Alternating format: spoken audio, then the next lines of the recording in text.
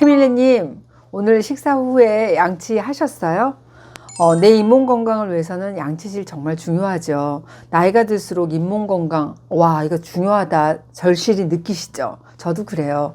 왜? 잇몸병이 정말 전신질환으로 연결될 만큼 너무너무 중요하다고 제가 영상에서 항상 강조드린 바가 있습니다. 잇몸으로 검색하시면 많은 분들이 이미 검색하셨거든요. 꼭 한번 보시기 바랍니다.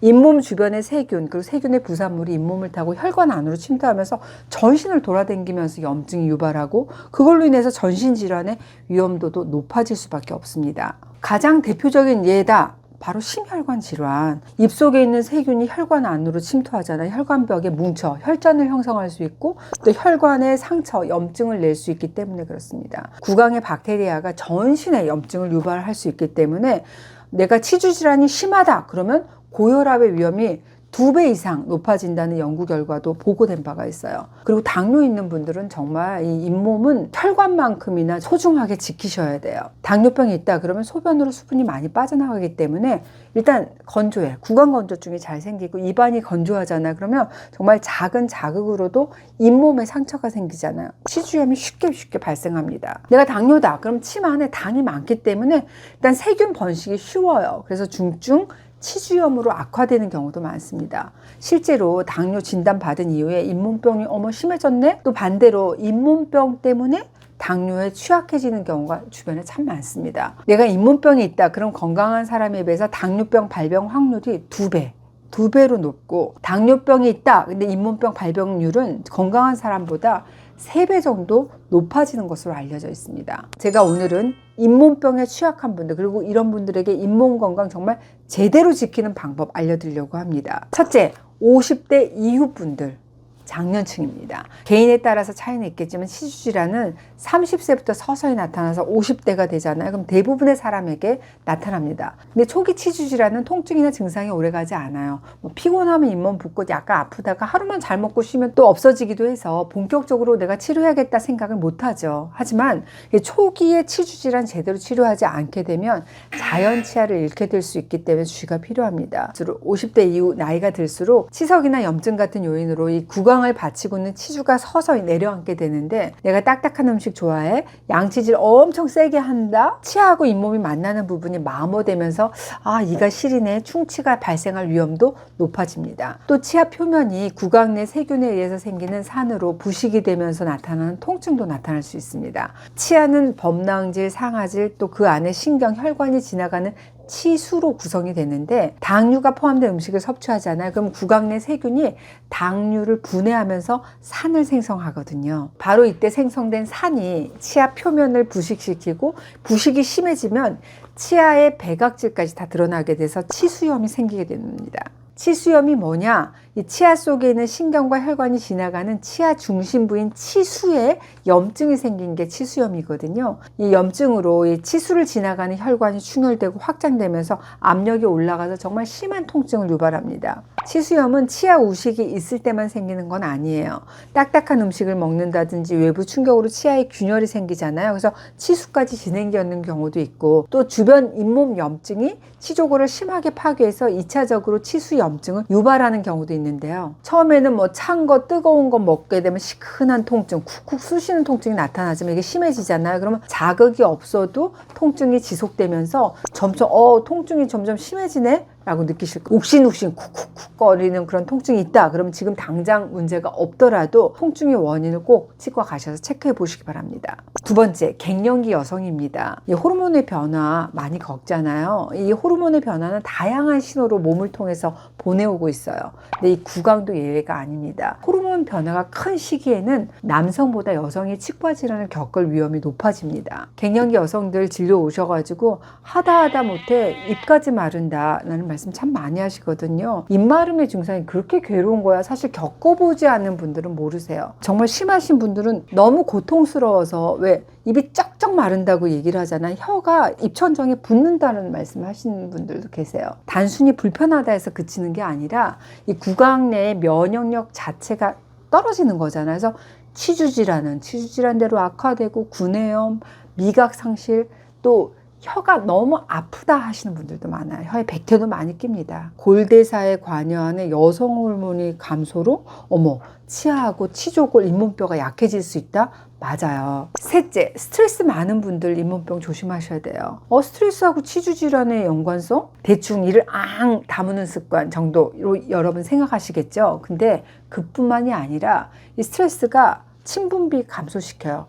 이 타액 속에 염증 반응에 관여하는 물질의 증가를 유발합니다. 내가 스트레스 딱 받아. 그럼 그때 벌써 이가 들떠요. 잇몸은 부어요. 피가 잘 나요. 아파요.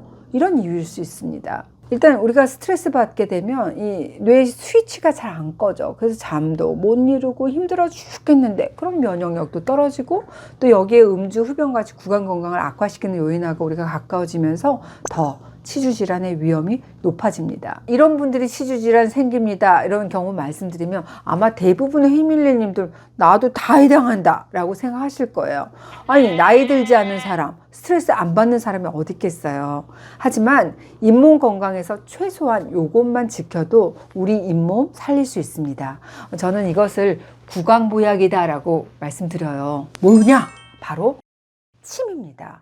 우리가 항상 입에 머금고 있는 이 침을 말씀드리는 거예요. 우리가 나이 먹고 갱년기 되고 스트레스가 많을수록 부족해지는 게 바로 침이에요. 근데 이 침은 입안에서 정말 중요한 역할을 하거든요. 침이 부족하잖아요. 그럼 단순히 입이 텁텁하겠지 거기서 끝나는 게 아니라 막 혀 통증, 심한 자결감, 그다음에 입냄새, 또 미각이 없어져. 이건 소금이야. 뭘 먹어도 입에서 미각을 느낄 수가 없어. 여기저기 구내염, 궤양이 발생하면서 불편함이 발생할 수밖에 없습니다. 여기서 끝나는 게 아니라 이 침에는 구강 세균을 억제하는 성분이 있거든요. 근데 입이 마르잖아요. 그럼 세균 증식이 왕성해지겠죠. 플라그가 쌓여서 충치하고 잇몸 질환의 원인이 되기도 합니다. 여기에 나 입냄새가 너무 난다 하면서 수시로 어때요? 양치질이나 가글렉으로 입을 헹구는 분들도 있고 또 양치질 할 때도 정말 힘을 줘서 칫솔질 하시는 분들도 많습니다. 근데 이렇게 과도하게 세정을 해내지 않아요. 그럼 오히려 구강건조증은 더 심해져요. 면역력은 더 떨어질 수 있다는 겁니다. 그러니까 내 잇몸 건강을 위해서라도 이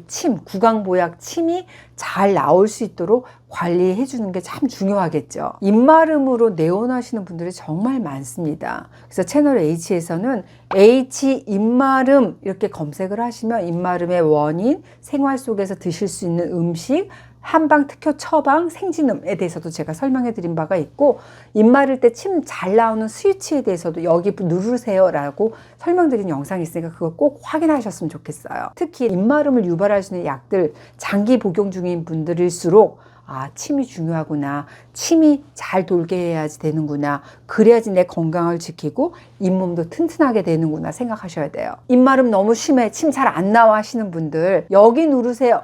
혈자리 간단하게 알려드릴게요. 이 스위치를 누르게 되면 침 분비가 원활해질 수 있습니다.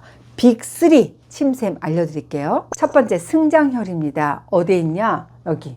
입술 아래 움푹 들어간 부분의 정중앙선에 있는 경혈입니다. 승장, 침을 받는다라는 의미를 가지고 있는데 입안에 이 침이 고이는 위치에 있습니다. 이 부분을 지그시 눌러서 자극을 해주시게 되면 혀 밑에 침이 고이는 느낌이 드실 거예요. 이 승장을 자극하게 되면 소화를 도와주는 침이 많이 나오기 때문에 나 입마르다 하시는 분은 식사 전에 여기 스위치 쫙 눌러서 자극해 주시는 것도 좋습니다. 두 번째, 예풍혈입니다. 위치는 우리가 귀 밑에 멀미약 붙이던 자리다라고 생각하시면 돼요. 이 예풍혈은 바로 귀밑샘을 자극해서 침 분비를 촉진하는 그런 역할을 합니다. 예풍혈을 검지손가락으로 지그시 눌러주시잖아요. 그러면 벌써 입안에 쓱 침이 차오르는 느낌이 드실 겁니다. 뿐만 아니라 예풍혈은 머리 전체 혈액순환을 돕기 때문에 나 머리 아파 하시는 분들도 수시로 눌러주시면 좋아요. 세 번째, 염천혈입니다. 위치는 아래턱과 목에 딱 움푹 파인 부분이라고 할 수 있습니다. 이 염천혈을 손가락으로 지그시 누르잖아요. 그러면 스르륵 입안에 침이 차오르는 걸 느끼실 거예요. 난 좀 더 자세하게 알고 싶다. 그러면 H 입마름으로 검색하시잖아요. 그럼 음식, 혈자리, 치료 방법 다 나와 있으니까 꼭 참고하셨으면 좋겠습니다. 승장, 예풍, 염천 이 세 가지 경혈이 침을 만드는 스위치구나. 맞아요. 지그시 누르게 되면 침이 쓱 하고 차오르시는 느낌이 드실 거예요. 이렇게 차오르는 침 바로 꿀꺽하고 삼키지 마시고 충분히 입안에서 머금고 있다가 그 침으로 어떻게 하냐? 잇몸 구석구석을 마사지 하듯이 혀를 굴려주십시오. 윗입 바깥쪽 한번 훑어서 마사지 해주시고, 또 아랫입 바깥쪽, 안쪽, 윗입, 아랫입, 입천장, 볼을 차례대로 꼼꼼히 이 혀로 닦아준다는 느낌으로 잇몸을 비롯해서 입안의 모든 점막을 이렇게 촉촉히 내가 적셔주겠다, 이런 느낌으로 해주시면 좋습니다. 이렇게 될 때 우리 입안의 어떤 면역 장벽을 쌓아주는 역할을 하는구나 라고 생각하시면 좋겠어요. 특히 아침에는 일어나자마자 어때? 입이 텁텁하고 침이 좀 모자랄 때 있잖아요. 물로 한번 입 헹구시고 침 만드는 경혈 자극한 다음에 만들어진 침 꿀꺽 삼키지 마시고 입안 구석구석을